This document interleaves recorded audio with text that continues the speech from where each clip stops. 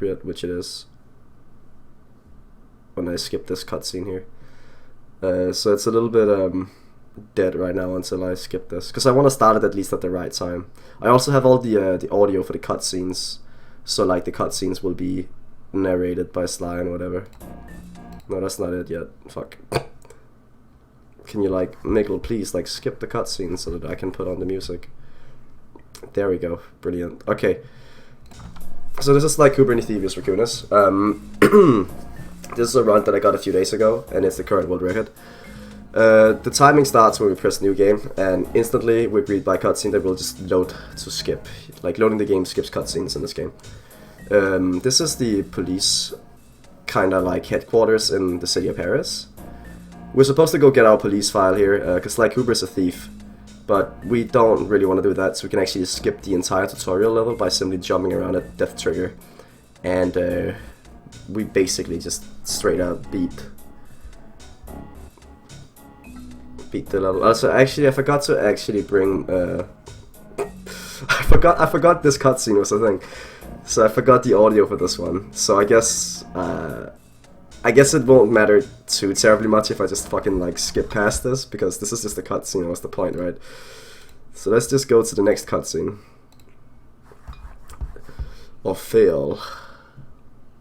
Yeah, so that's fine. Look, it doesn't matter. This music plays series 2, by the way, so that's cool. Like, this music is used a lot in the run, for some reason. But yeah, that's a cutscene. Literally nothing happens in the cutscene, so you won't miss anything by me skipping it. Unfortunately, that's some things. There are some things in this run that you're like basically forced to watch, pretty much. Like cutscenes like these, you simply cannot skip. However, we have found ways to skip other cutscenes later in the game. This is introduction cutscenes to the individual. But this is not synced at all, by the way, like this audio. Anyway, skipping cutscenes going into levels, like into hub worlds, is a thing that we can do, but or rather, that's a thing we can't do. However, skipping cutscenes going out of hub worlds is a thing that we can do by loading the game, or basically navigating away from the hub after getting an autosave. But that'll be some you will see later. Yeah, this is like totally not synced up, but whatever, it's fine. Look, it's okay, it's fine. So this is basically the first world that we'll be entering, and each world has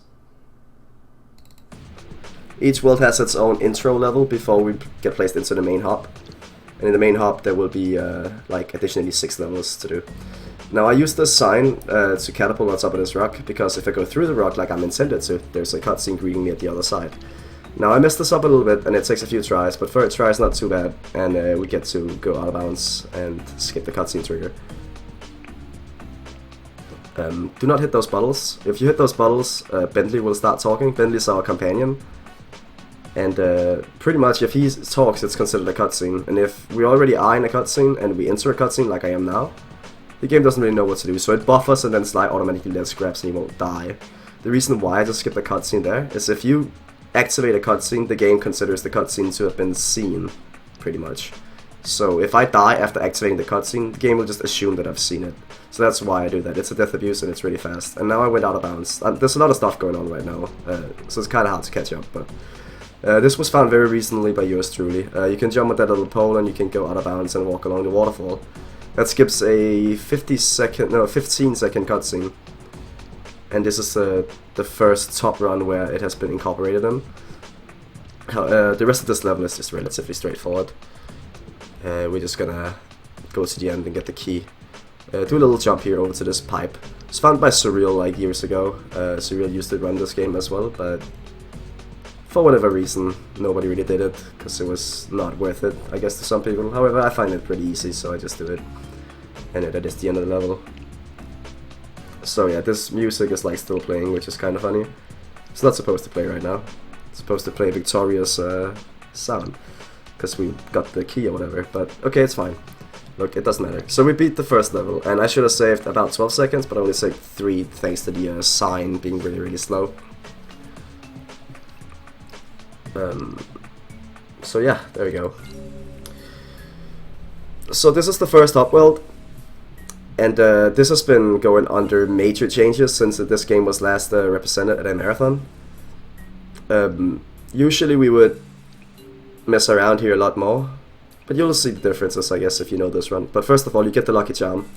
Lucky Charms protect us from taking damage in case that we get hit. And we also trick that guard to shooting at us. Now, the reason why we do that is that his shot will take out a generator that we would otherwise have to unlock ourselves with keys that we get from beating the levels around us.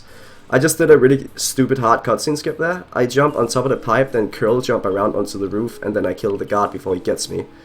Now that is a lot harder than it looks. You have literally no leeway to do anything. And this is a new found thing, or a new incorporated thing, newly incorporated. It's been known for a while, but never considered RTA worthy. So what I just did there was skipping into the first boss, or into the first boss battle. What I do pretty much is that I do something called super jumping, where essentially I don't hit the ground when I jump. So I jump and swing my cane to give me leeway to add another jump before I die, before I hit the ground, essentially. And so it'll take me back to where I was last on solid ground, and that happens to be behind the cannon, and there's no wall collision, so I go through the cannon, and inside the cannon there's a trigger. Also, I'm resetting my game here, because resetting the game after getting the autosave for confronting the boss will simply enable me to skip the confrontation cutscene, and it ends up saving some time over watching it. And this music is like completely not fine, but oh well. The reason why is because this is a restream of my actual PB, and my actual PB had live commentary, but it wasn't very good, so I'm doing this to improve upon it. But that all obviously means that we're sacrificing some game audio. But this is the first boss, and he's relatively straightforward. Like, he will just jump around a few times, and then he'll deflate. And once he deflates, that's when you can hit him. He doesn't really shake it up much here in the beginning. Literally the two first phases are exactly the same, except now there are no other platforms than the one we're standing on. And once again, we just hit him when he deflates, and you know, it's relatively straightforward. This is definitely like a first boss. Like, you can tell that this is not supposed to be very difficult. Now when he lands on a platform, the platforms will start blinking and they'll drop. But once again, he'll just jump around 5 times, and yeah, he'll deflate again. You can hit him. So actually, he does something different now. That's right. Like, he'll swing his tongue around 6 times instead of just 5, which is different. So then we hit him, and as we get the autosave for having actually beaten the boss, we can go to the view map option on the map, on the menu even, and we can navigate to the hideout, and from the hideout we can start the next world. Also, I mean, I have a cutscene here, but it's not gonna be synced at all. Oh, god damn it, I keep forgetting. This is so horrible, but I guess that doesn't matter. This is all about the commentary, but yeah. This is just you know, another cutscene, and it's just kind of like nothing really happens. Turns out he wasn't always that way. He grew up as the run of the litter. But yeah. A neighborhood weakling. So these cutscenes, they're not really that interesting for someone like me that speedruns the game and have seen the cutscenes many and many a time. But you know, for a casual viewer, like a casual player of the game, or someone that don't know the speedrun too well and would like to get into it and, you know, learn a bit about the characters and stuff, these cutscenes actually do a really great job at explaining the backgrounds of each individual character and like their motivation to do what they're doing. Pretty much, Sly's family got killed by these guys, and his family heirloom book full of thieving tricks got stolen, and he's now trying to track them down one by one to get what is his back. And you know, Moksha is one of them. Yeah, so this is where we start to play the video game again.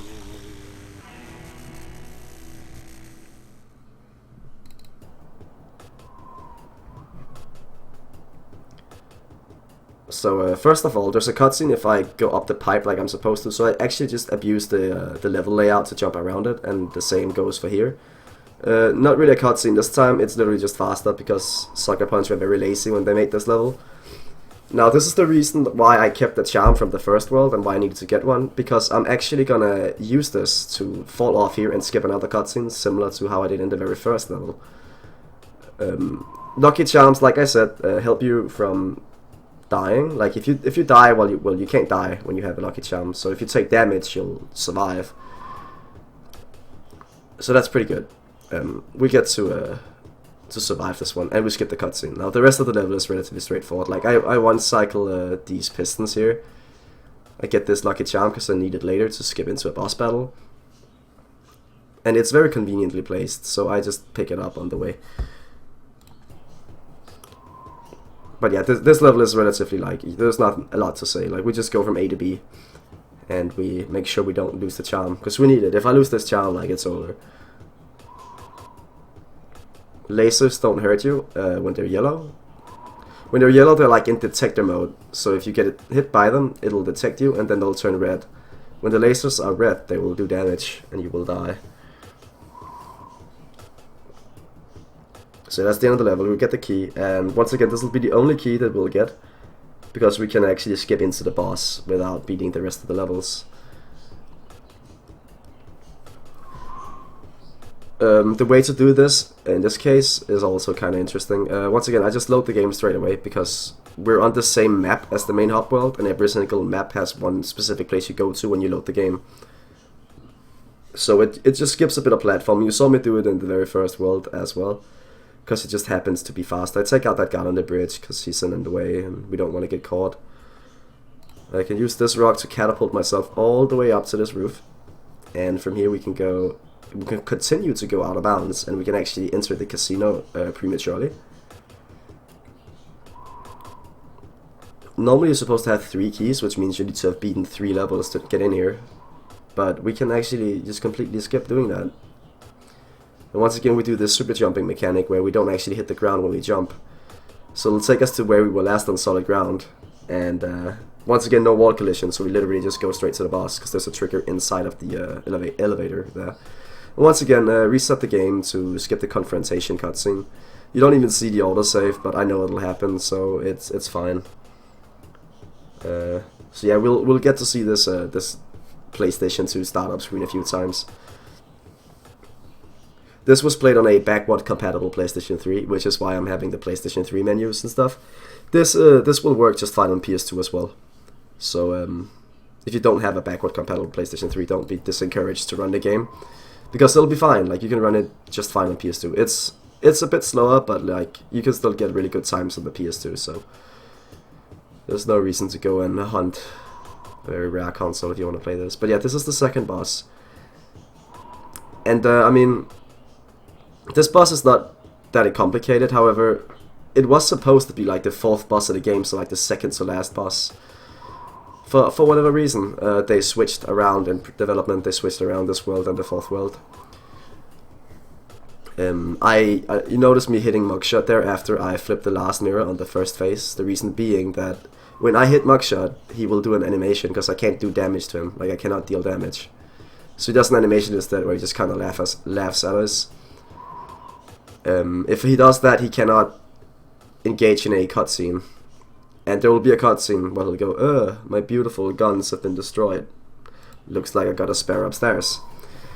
But you just skip that, and it saves about 5 seconds. Now this is the last phase. We can jump to the chandelier that he's standing on by doing a curled jump, and hit all the mirrors from inside. Now hitting the last mirror, then going into the pause menu and loading the game skips the introduction cutscene, and we get the autosave anyway. And from here we can map navigate back to the hideout, and we can start the 3rd world, which is Vicious Voodoo.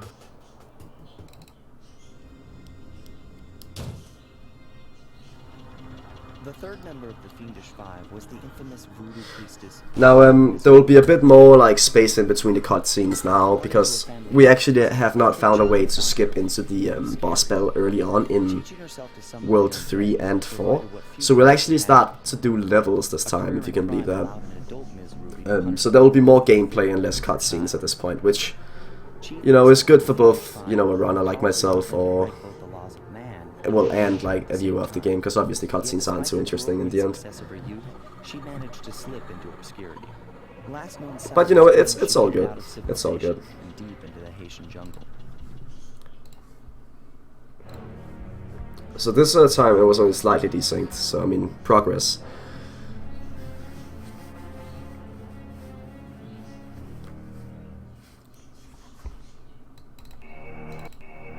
Alright. So this is the Dread Swamp Path, and it's the intro level for the third hub world.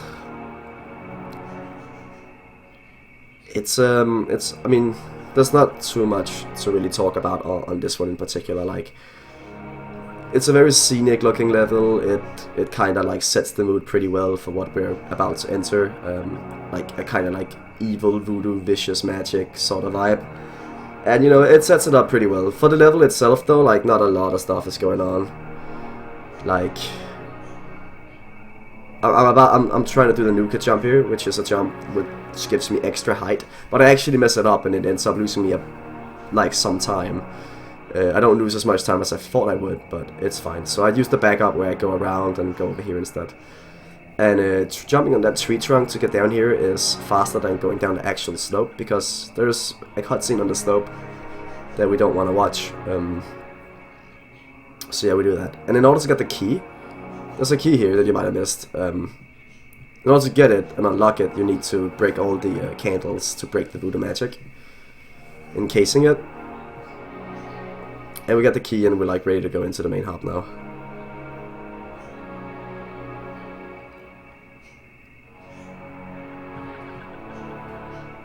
So you can see, like, on the video, like, I'm losing a bit of time. But only 4 seconds. Like, I expected to lose about 7, but for whatever reason, I misjudged it. But it's okay. So now we're in the hub world, and once again, we just load the game to go into the main hub. And also there's a cutscene here, but that's kind of irrelevant, because we're going to load the game regardless. So this is the first level that we're going to be doing. That isn't the intro level. It's called Lair of the Beast. And I mean, it has the name for a reason. There's a giant snake in this level that you might remember if you ever played this game casually. Also, I load the game here because there's a cutscene straight away. We will skip this snake entirely though, because we're pretty afraid of snakes. Like, they're spooky and scary. So we're gonna jump on that tree trunk and get up here. And that'll save us time over just going over the gate like we're supposed to. But past this, we can do a little jump here. We carry momentum from those bones right there, and we can actually just extend our jump and go out of bounds. We can walk along this wall here and just jump straight down to the key. This skips triggering the snake, so the snake won't actually, you know, chase us around. So that's pretty good. That's a lot faster than, you know, the intended way of doing it. And we also get to skip the cutscene, or the animation I should say, for when Sly gets the key for beating the level. By simply just exiting the level, because Sly will, he will get the key. He'll be fine. As long as you see the autosave, like, you're good. So this is the first minigame of the run. This is Piranha Lake. And it's pretty RNG. We can't really decide when and where the fish will spawn. The fish will always spawn from, like, I guess the gates, or like that whole area right there against the wall. But there are like a few pipes they can come out of, and we don't know when they'll come out or which pipes they'll go out of. So the only thing we can really do to make this minigame a little bit more consistent is you can kind of manipulate the fish's movement by how you move yourself. So you can like scare them into going into smaller groups, and you can pick a lot of the fish at once. But it's a bit tricky, and when I've been doing attempts of this, like, I have lost a lot of runs to this, because I can literally just lose like 15 seconds here. Just like that. But like, the important part is to just, you know, kind of like just keep moving. See if you can continue to manipulate the fish, and don't slow down for, like, you know, lighting the torches. Just go for it.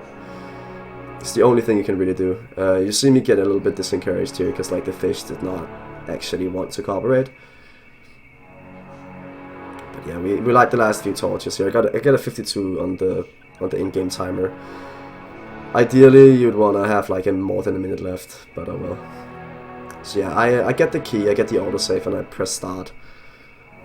Going into the map, and I view map back to the hub world, and we're gonna have a crack at the third level. This level is called a grave undertaking. We like to call it a grave level or a grave error in level design, because honestly, like, you literally skip everything here. There's a very, very tricky jump coming up. It's called the hook jump, and for the longest time, this jump used to be considered not RTA viable, like it was an IO strat essentially. But like eventually we just incorporated it into it, and like you saw it right there. You jump and you have to like very, very precisely hit the top of the hook, and then you can jump out of bounds and jump back into bounds and go and get the key. That is really, really hard to do, and I nailed it first try, so I was pretty happy with that. Now we have enough keys to go to the second part of the hop, the intended way, but that's really slow, so instead we're just going to jump out of bounds, because this game is very, very well designed. So yeah, the actual way you're supposed to do it is you're supposed to unlock like a gate, and then the giant snake from before mentioned level would be coming out and smashing the gate down and granting us access, but that doesn't happen because we go fast instead. So this is Descent into Danger. There's a strat in here called the bone jump, and hopefully it goes smoothly, but I know it will because I've done this one before. So pretty much if you jump off of something that you can grab really, really fast, you get like more height on your jump, and so we can jump over those spikes. You're not supposed to be able to do that. You're supposed to go all the way around and like jump around back. But yeah, we kind of like skip going around by just doing the bone jump, and it's kind of hard. You have to jump off like literally straight as you grab it. So it's a really tight timing, and it'll be messed up now and then, but you know, it's okay. It's all good. So yeah, pretty much this level is just that really, and then optimizing your movement.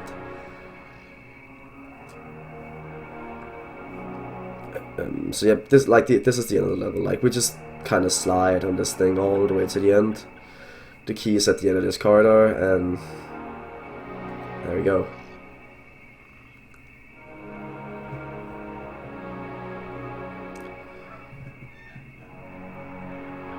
The next level is an interesting one. It's sort of like a hybrid between a minigame and, you know, a platformer. It's a vehicle level, I guess. It's a ghastly voyage, and you know, if it's done well, it's not a threat, and it shouldn't ever really be a threat. But all these ghosts can get quite overwhelming. The first part of the level is an auto-scroller here. We're on this boat, and we just want to get to the end of it. There's nothing you can really do to speed it up. As long as we just make sure that we stay alive, then that's fine. So all these ghosts spawn from tombstones. Once you shoot the tombstone, the ghost will stop spawning. Also, this dude can't hit you if you go into this corner. Like, his aim is way off. So you're just like trying to kill some time here. Approaching the end of the auto-scroller. Killing off these tombstones so we don't get busted by those ghosts. And then we break through the barriers, and this is where it starts going fast. You'll see me do very minimal waiting and just breaking through the barriers and tombstones as fast as humanly possible. That movement right there can be kind of tricky, depending on where the ghosts spawn and like their position in relation to you. But yeah, I mean, I don't know. It's limited how much you can really do here. There are a lot of small, like, kind of subtle things that you don't notice much, like pre-firing on these barriers, and like your positioning is kind of important too, and edging your way forwards. But you know, it's all good. I'm also getting a few coins here. The coins won't matter too much for now anyway, but I want to get coins later on, and coins are something that I haven't really touched down on and like explain what they actually do. Once you know, round 100 coins, you will be awarded a lucky charm. If you already have a lucky charm, you'll get another one, a golden one.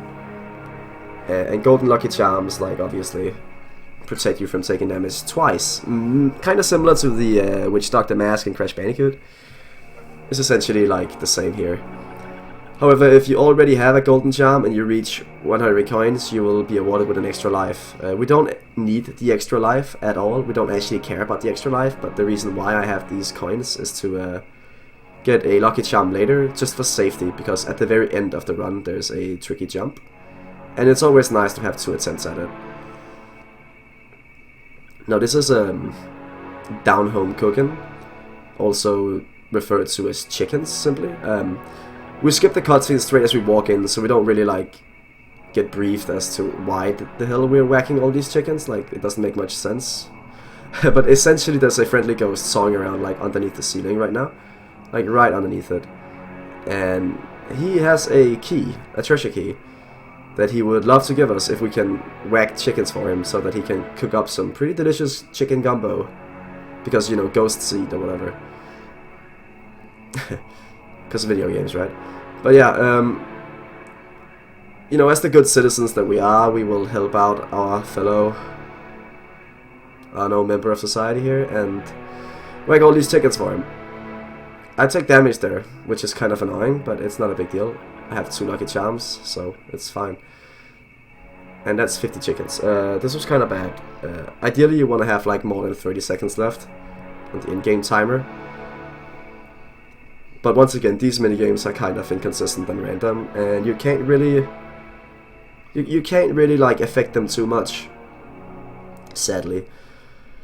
They're usually pretty consistent in like the time it takes you to beat them, but like losing those like 6 seconds or whatever over like a minigame is kind of frustrating, to be honest.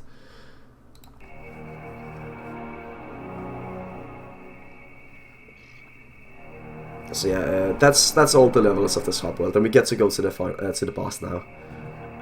Once again, like, we'll do this with every single boss except the final one. Like, we reset the game to skip the introduction confrontation. Excuse me.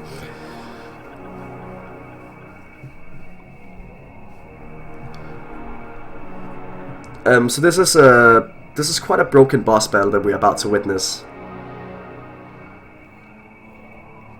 Normally in a casual playthrough, or like a glitchless playthrough of this boss battle, there will be 4 phases that you need to go through.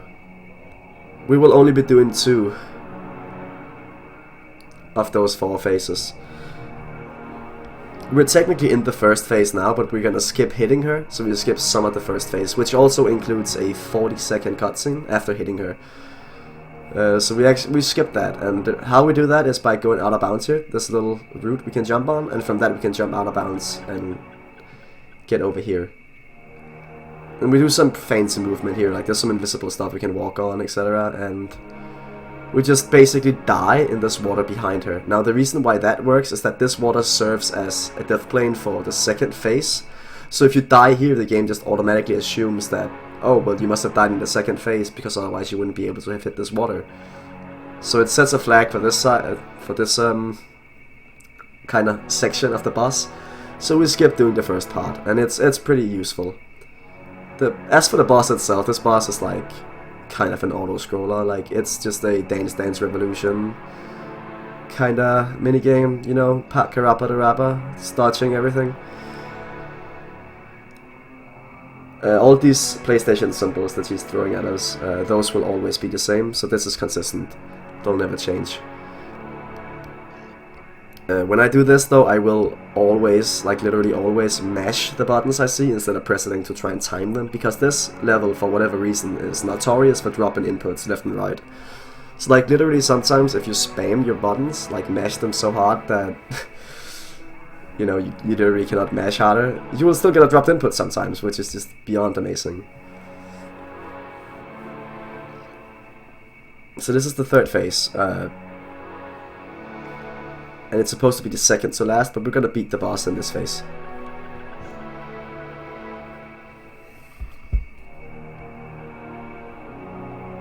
We just need to get to it first by doing a bunch of, like Voodoo Simon says here. She's unleashing her mighty voodoo magic upon us.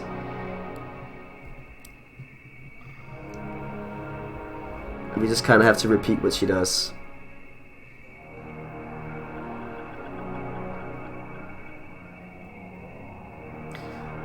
I promise that this boss is like a lot more interesting and slightly nerve-wracking as well when you actually have game audio. Obviously. But yeah, so basically she has 2 hits left. I'll just load the game here and hit her twice. And literally, like, you load the game, right? So in the fade out before the game actually loads, you have some time to like move around. And in that time, I literally am able to hit her twice. And that hits her twice, like, it does damage twice, and so she dies, essentially. And it skips the outro cutscene yet again. So we are on our way to the 4th and second to last world of the game. And once again, we're not going to be able to skip into the boss, so we're going to be doing more levels. He spent a decade learning the art. But when he tried to offer his fireworks to the noblemen, they couldn't see past his shabby clothes and chased him away. Humiliated, the Panda King took... So yeah, just like kind of more backstory here. We get introduced to the bad guy of each hub, you know, going into them all. And from then on, his explosive touch became feared worldwide. He's rumored to be perfecting some... And this is the Panda King, also known as the evil Kung Fu Panda. Because their resemblance is like uncanny, dude.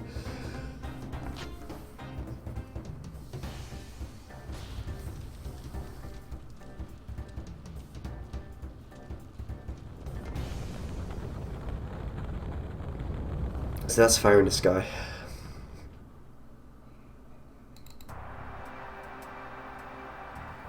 And this is like, I mean, I wouldn't say this is where the run sort of like kicks off, but like you can, like this is where the run starts to get really nerve-wracking and interesting for like both viewers and, you know, for yourself as a runner. Because at least when you're on the level that I am on, when you're at this point and you've made it all the way through the swamp, all the way through those like RNG minigames, like you know that like you're not allowed to make mistakes now if you want to carry this one home. So this is where the run really like genuinely like kicks in gear and starts, at least for, you know, PB world record attempts grinding. Obviously if, you know, for a showing of the run, like a showcasing of the run is kicked off like long ago. But this is where it gets really interesting. This is the introduction level, Paris Ascent.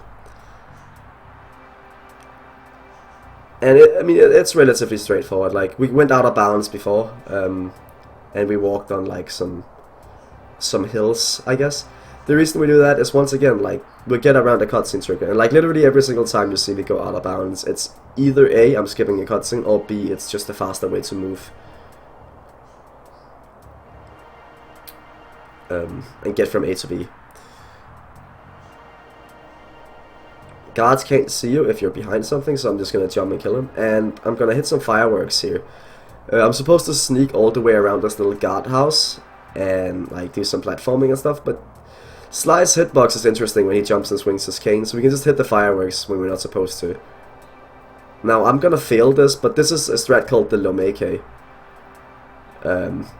which is a super jump that allows us to exit this level fast. You saw me take like a big like sort of bow around the door. There's a cutscene there. Once you kill the guard, a cutscene trigger spawns. So because I accidentally killed the guard, I wasn't confident in it, so I had to do it again and it lost some time. But it's okay. So you'd think I beat the level, but actually I need the key. I don't have the key. If I don't have the key, then I can't activate the boss battle, sadly. So I need to actually go all the way back in here and get it.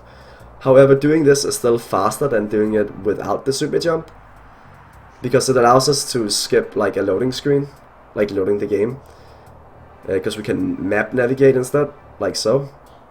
And also just like overall it is just faster, like it saves a few seconds on this level itself, and you also get to skip loading the game. And skipping loading the game ends up saving time on this level right here, the King of the Hill.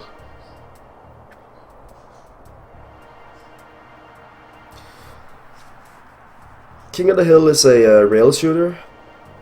Murray has decided that he wants to go into the field and get himself a key. So we have to be his guardian angel and take down all the guards around him. Now, I obviously know where the guards will spawn, so I'm just going to wallbang them the second that they spawn. Like a true cheater. Excuse me. But yeah, all you have to do here is really just like escort Murray safely all the way to the end of the level.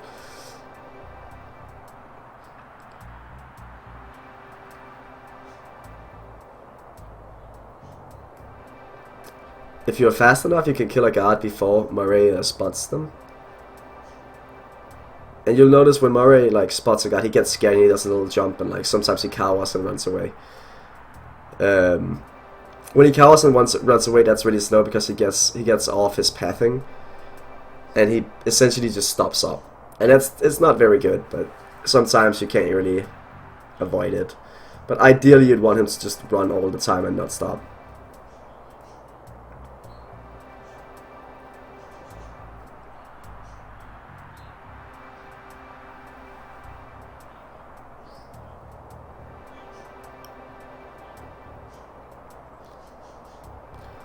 So we're nearing the end of the level here. There's only like this final section left.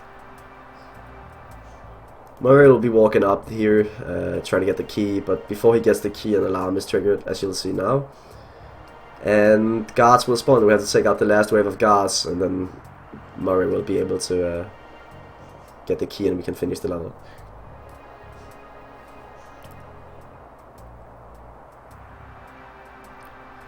Where the guards spawn is RNG here. You don't really get a saying in it, it just kind of does whatever it feels like. Which means that there's no consistency in where the guards spawn, they just kind of spawn wherever they want. Now I want them to spawn like not on the roofs if possible, because getting your aim up on the roof and adjusting it is kind of a longer process than just shooting them when they're down. But yeah, the level is done, we beat it. Lost a bit of time here for some reason, but whatever. That's fine.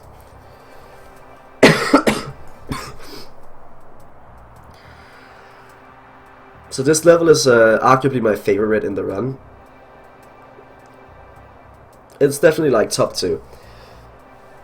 Because this level feels really, really nice to just completely nail. Because there are some pretty tight jumps here and some pretty nice looking movement. First of all, we're gonna skip around this guard by jumping on this box and curling our jump around to not get hit and not get spotted by his lights. And then we're gonna cut like a significant, you know, chunk of the level out by simply just jumping from here over to this guard post house. And yeah, you're supposed to go up like a pagoda and like go all the way around, and yeah, it's really slow, but you can literally skip it all. Once again, guards don't actually see you if you jump when you're in their lights. They only see you if you're on the ground, which is interesting. A nice little jump here, skips going all the way around again. And we can actually just skip like another entire pagoda, which I will do now. Jumping onto this thing, grabbing it, curling around and getting up on this roof. That skips a lot of platforming. And I jump over here, I get the key and exit level. And that's the level done. 3 keys, we need 4 more. Coming up next is the Flaming Temple of Flame. Temple del Fuego. And this is actually one of the levels that is, I guess, less broken than the other ones. Because we only really have one shortcut here, and it's something we call hook jumps as well. It's not the same sort of ideal as the initial hook jump in the swamp. But this is like carrying momentum off of jumps to get more height to then manage to get on top of this little roof you'll see here. You'll see the hook jump now, it's pretty good. Like so, and that's like literally one of the only shortcuts we have in this level. You know, ignore that guard, like get around his lights and stuff like that. Use this little bump thing to get up here, which skips like grabbing the other pole. Like this is very, very small optimizations on this level. But those hook jumps like actually save more than a minute. Like it's a lot of level that is just cut out. As you can see, I get 100 coins there, so I get a lucky charm that I can use later. Like I mentioned before, the yellow lasers don't actually deal damage. They just detect you. Now we have enough keys to go to the second part of the hub, but we don't want to do that, so we're just going to go out of bounds instead. because it's just unnecessarily slow to do it the intended way. Coming up next is the single most BS thing in the entire run. This is called spinning, and this is like completely and utterly ridiculous. We have absolutely zero control of what happens here. You literally just go into this corner and you spin your vehicle around frantically and hope to get catapulted out of the level. Sometimes that happens and the game catapults you backwards and you actually get pushed out of the level. Now that's really, really bad if that happens, and that's really, really slow. So I managed to be quick and load the game before I actually fell out of the map, which is very good. But finally I get it, and it skips literally the entire thing, and we can just go and get the key here at the very end. This is the most inconsistent thing in any speed game I've ever seen. But it's okay. We get the key, man. I mean, it wasn't too horrible.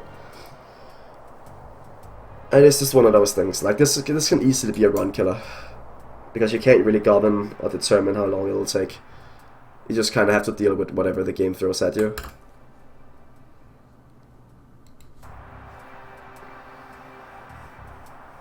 So this is Duel by the Dragon.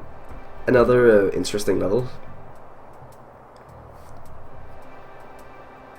First of all, there'll be a massive cutscene here on this roof, but you can actually skip it by just hogging the left side. You won't hit the trigger. Carmelita, who's our love interest slash nemesis, like she's the cop and we're the robber. She's running, like, trying to chase us down, and this is like the first time in the run you actually get to see Carmelita, but she appears in episode 3 as well. Episode 2 even, excuse me. I lose my charm there because I need to do a death abuse. Now if I want to, I can get my charm back by loading the game before I pick up the key. But, you know, that's the safe way to do it. In this particular run though, I decided to go balls to the wall YOLO and not load my game. I just get the key and leave. Which means that I'll be without a lucky charm for the rest of the run, which means that, you know, one mistake, like like you messed up pretty much. Like you will lose the run if I make one mistake past this. Right now what I'm trying to do is jumping and hitting a trigger for a checkpoint that's on top of this pillar. And I managed to get it. And after that I just die. And that's the death abuse. We spawn up here and it actually skips a good, I want to say like 40 seconds of level. Carmelita actually decides to shoot away one of the icicles that is about to like land on me, and also damn near killed me there.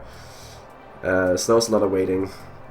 And I mean, my heart skipped a beat when she shot away the icicle that I was landing on.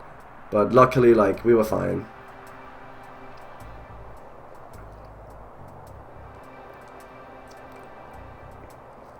And this is the end of the level. You hit all the fireworks. The fireworks hit this dragon statue and it sends Carmelita away. And the key just like kind of magically like soars and teleports itself over to us and we can grab it. So like I said, I'm just going to exit the game. Like, what I could have done is I could have loaded the game, and like as the game fades out, I could have swung my cane at the key and hit it, and still beaten the level, but it's slower, so I didn't do it, even though a lucky charm is really nice to have. Now this cutscene is the only in-game rendered cutscene that we do not skip in the run. For whatever reason, the pause menu is not available during this one, or the one in the second hub. Like, there's a race in the second hub too, so like all race minigames you literally just cannot open the pause menu in a cutscene, whereas you can for literally everything else. So that's a bit strange, but it's okay. Recently a guy called Nitram found a way to, well I say recently, it's like almost a year ago now, but that's still relatively new for live speedrunning, I can tell you that much. But you can actually skip this race by abusing the scenery and getting to the key without actually beating the racers. And you'll see how here, like I get this nitro pickup and I use it on this part of the wall and I literally just boost over this gate. And I can go get the key. I reset the race when Murray gets out of the van, because Murray will just keep going for the key, he will not stop. Even if I reset the race, he'll still be out of the van and go for the key. If I hadn't done that, there would have been a long animation where Murray would be grabbing the key and stuff, and like we just don't want to watch that. So if I just reset the race, then exit the level when I get the cutscene, the autosave even, excuse me, then I can leave and still have the key, and we can go to the final boss. Well, not the final boss, but like the boss of the hub world. Once again, we just reset the game. Skips the intro dialogue.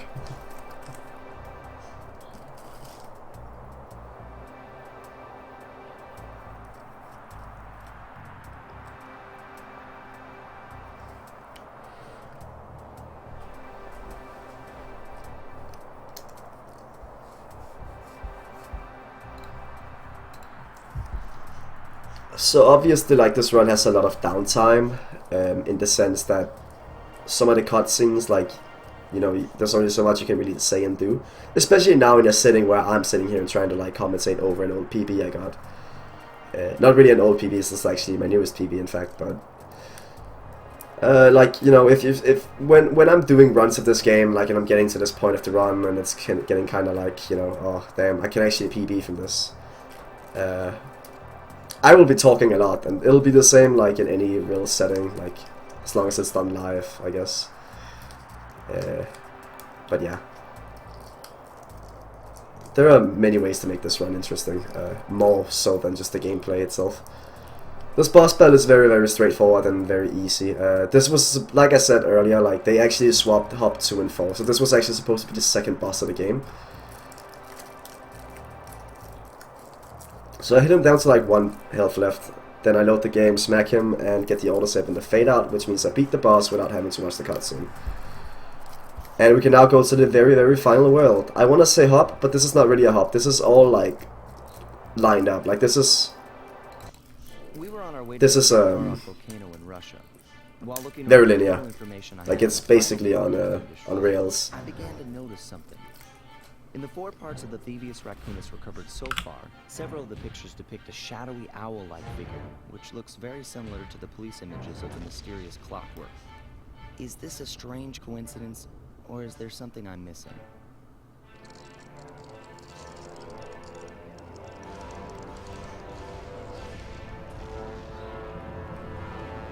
Cold Heart of Hate.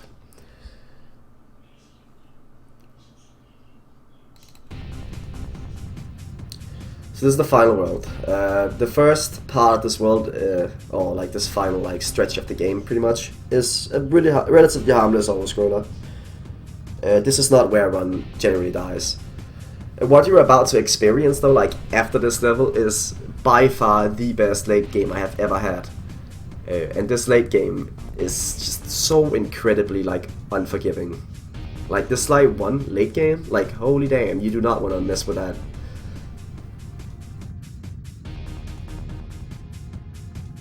The slide 1 late game is filled with like ridiculously precise, you know, tricks and a bunch of stuff that can potentially mess you over, and there's even another mini game that is RNG dependent. So yeah, that's really cool.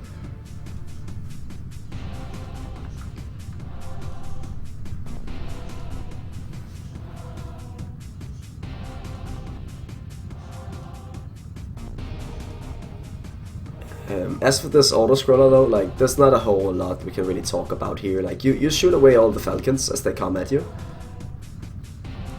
But other than that, like you pretty much just make sure that all the obstacles are getting blown away before they get to you. If you're awake and aware, like this should not ever kill your run. Or even, you know, threaten it. Especially considering most people won't have a charm at this point. Whereas I went, you know, YOLO, I guess, and just like didn't load the game to get the charm back. I just decided to go on without it.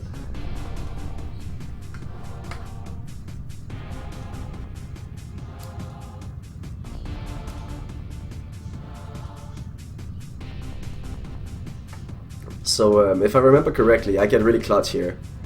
Because I actually mess up massively in shooting these birds and they all start charging and it's like... it got a bit too close for my liking, like that one first and like fucking these two, like god damn, it was close. And the car even like stopped moving, so that lost me like time as well. I lost time on auto-scroller, which is amazing.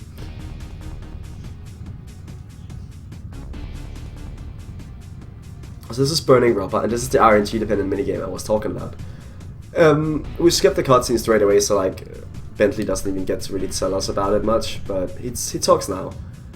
And pretty much we have to just pick up all these CRT monitors that are dropping from the ceiling. We need them all before the fire slugs do, and for whatever reason getting all these will unlock the gate in front of us. Now, what we can do here is that we can't really affect when and where the computers will spawn, but what we can do is we can bank our camera around a lot, like you can see I'm doing. Just get a really good feel of the arena and get a good idea of where the computers are and where the enemies are. And the way to like really excel at this is to literally just do that and make sure that you pick up all the computers that you possibly can as fast as possible. Which is a lot harder than it looks like, to be honest. You have to, for whatever reason, be really aware of your surroundings here. I'm getting really lucky with these spawns too. Like it's being very generous, spawning a lot of computers and a lot of good places, and the fire slugs for whatever reason are blocking each other off, and they won't be able to get it. And as you can see, I get the last one, and like I'm really close to the gate on the last one, and I'm pretty sure I actually got a best segment here. So that was really good.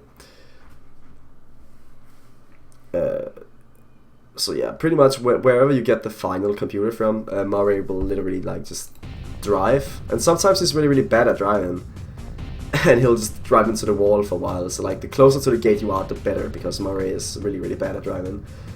Now coming up is Bentley Skip. Bentley Skip is notoriously difficult for being that strat at the very end of the run that will just mess you over so hard so many times. But I actually managed to get it first try here, and what it does is it skips an entire level.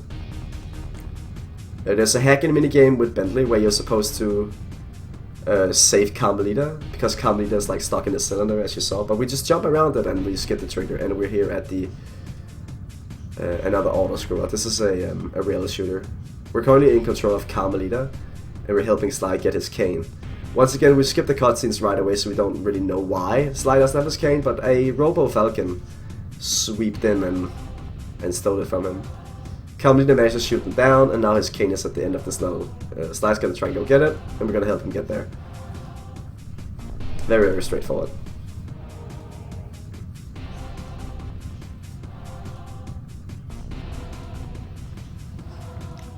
Shoot away all these yellow things in the beginning, or as fast as possible. Doing so will allow Sly to just run undisturbed all the way over this thing, and he can just get his cane. And these slugs will actually not do anything. They're not a threat if you kill all the yellow things first. If you break them all. I guess not for at all. So this is the final platform of the game. It's called a Sinking Peril. And it's actually a really cool level in terms of like design. And it's pretty action-packed for the speedrun as well. Like lots of inputs, lots of movement all the time. Like we don't really wait around much. You see me abuse the momentum from those hooks right there to like skip up here, and it saves some time. And then I cut like some off the level in half by jumping on the cock there and jumping to this wire thing. Speeding up the crawling by jumping and grabbing back on and jumping again. It's not exactly rocket science what's going on. Like this is very self-explanatory, but it, in my opinion anyway, looks very aesthetically pleasing, and it's fast-paced, and that's just what I like. Also, this level, because you put so many inputs in a lot, like sometimes, like if you press circle, you get something we like to call a super sneaky thief move, and that's like he'll literally just grab something you don't want him to grab, and sometimes it can mess you up. But it shouldn't happen if you're just alert and aware. And this is about the end of the level. As we approach the final boss. Now for the final boss, this is where I want my lucky charm that I didn't get. Excuse me. Not because the fight itself is hard, necessarily, but because there's something that can happen potentially later on in the second phase. And also at this final, like this boss has 3 phases. There are 2 phases where you shoot, and then there's 1 phase where it's platforming, where you have to make it all the way to his head, and then smack his head in.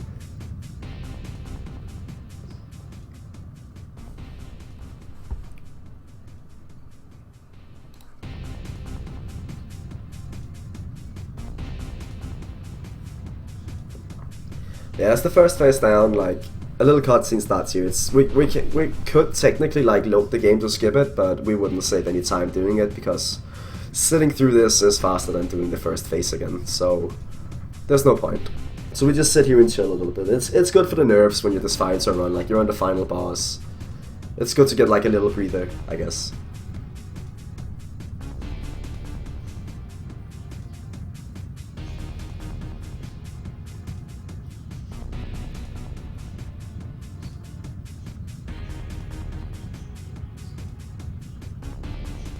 This boss is obviously like a lot more epic with the actual music native to this boss battle and like the dialogue. It's one of the things that like I genuinely feel like is amazing with this game is like this confrontation right here. Like, it doesn't get any more epic. You're flying a damn jetpack, taking down a massive robotic bird, like killed your family. Like, it doesn't get any better than that.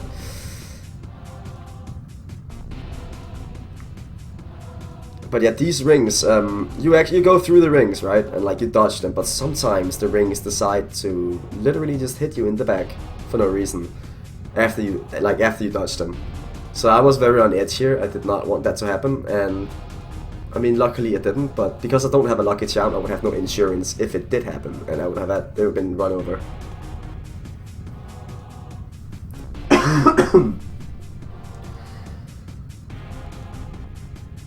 So this is the final phase,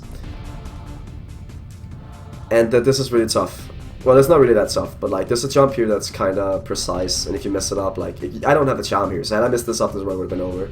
But I got it, and it skips like 20 seconds of platforming, and you can just go straight to his face. You can smack it in with your cane, and obviously like the run ends on the last input, which is them, and that's the end of the run. So, yeah, that's like Cooper the Thievius Raccoonus done in 58 minutes flat. This is currently the world record by myself. And I hope that this commentary that I've just provided will provide some more insight into the game and the changes that it has had since its last showing at, you know, any major any major marathon. This game was showcased at Summer Games Done Quick 2014 and European Speedrunners Assembly at in 2015. However, the run has changed like significantly since then. The runs that were showcased at ESA and SGDQ respectively were very similar, and the run has changed a lot like over the year. So yeah, I guess thanks for listening in. I would highly recommend watching like the actual PB video and not just this commentary, because this game really like excels on like the music that is presented and like all the audio and stuff. It adds like a whole new experience naturally, as you'd expect. So this isn't the best. Like, my commentary and my PB isn't great, which is why I decided to do this. But obviously, like, you're missing out on the game audio, which isn't fantastic. But yeah, I guess thanks for sitting through this. I'm gonna submit this game to Awesome Games Done Quick 2017, and I hope it gets a chance at being shown off, because frankly it deserves it.